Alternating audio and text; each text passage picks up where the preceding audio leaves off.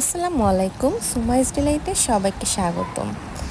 যখন আমার কোনো কিছু রান্না করতে ইচ্ছে করে না, তখন আমি ডিমের এই রেসিপিটি বানিয়ে ফেলি, যেটা খেতে অনেক বেশি মজা হয়, সময়ও কম লাগে।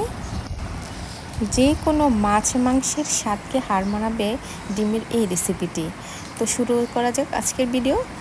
আমি এখানে ডিমগুলো সিদ্ধ করে নিয়েছি। তারপরে একটা প্যানের মধ্যে আমি তেল দিয়ে তার মধ্যে পেঁয়াজ কুচি দিয়ে দিলাম। পেঁয়াজটা যখন একটু ভাজা ভাজা হয়ে যাবে, তখন এর মধ্যে আমি হাফ চা চামচ রসুন বাটা, হাফ চা চামচ আদা বাটা আর 1 চা চামচ পেঁয়াজ বাটা দিয়ে মশলাটা একটু ভেজে নিব। মশলাটা যখন একটু ভাজা হয়ে যাবে, তার মধ্যে আমি টমেটো কুচি মিক্স করে নেব।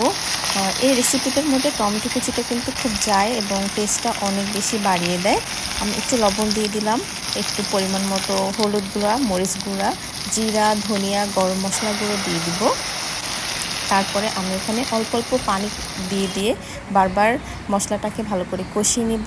আর এইদিকে আমি ডিমটাকে একটু হালকা ময়দা, লবণ, হলুদ গুঁড়া, মরিচ গুঁড়া দিয়ে একটু ভেজে নিব। ময়দাটা দেওয়ার কারণ হচ্ছে যে ডিমগুলো যাতে একটু শক্ত থাকে, মানে ডিমের কুসুমটা যাতে বেরিয়ে না আসে, সেজন্য আমি ময়দাটা দিয়ে নিলাম।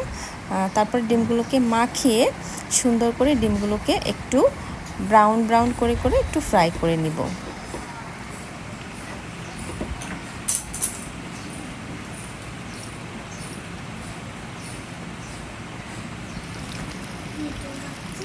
যখন আমার এক পাশটা একটু ব্রাউন হয়ে যাবে, তখন আমি ডিমগুলো উল্টে অন্য পাশটাও একটু ভেজে নিব।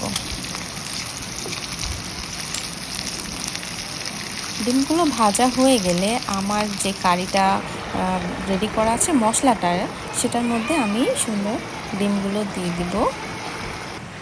তো এখন হচ্ছে যে ডিমগুলো একটু উল্টে পাল্টে দিব, যাতে এর মধ্যে ঝোলটা ভালোভাবে বসে, তাহলে ডিমগুলোর স্বাদ বেশি বাড়বে, ডিমগুলোর ভিতরে মশলাগুলো ভালোভাবে ঢুকতে পারবে। যখন রান্না প্রায় শেষ হবে, তখন আমি এর মধ্যে কয়েকটা কাঁচা মরিচ দিয়ে দিব আর কিছুটা ধনেপাতা কুচি দিয়ে দিব। এরপরে আমি আমার পরিমাণ মতো যতটুকু ঝোল রাখবো, আমি একটু ঢেকে রান্না করব। ঢেকে দিলে আমার হচ্ছে যে এটার ঝোলটা ঠিক থাকবে। আর এটা আমি একেবারে ভাজা করিনি, অল্প একটু ঝোল রেখেছি, কারণ এটার ঝোলটা অনেক বেশি ইয়ামি হয়। তো আমার ডিমের কারিটি কিন্তু হয়ে গেছে। এটা আসলেই খেতে কিন্তু অসাধারণ লাগে সাদা ভাতের সাথে। যখন আমার আসলেই রান্না করতে ইচ্ছে করে না, তখন আমি রেসিপিটি বানিয়ে ফেলি। ধন্যবাদ সবাইকে।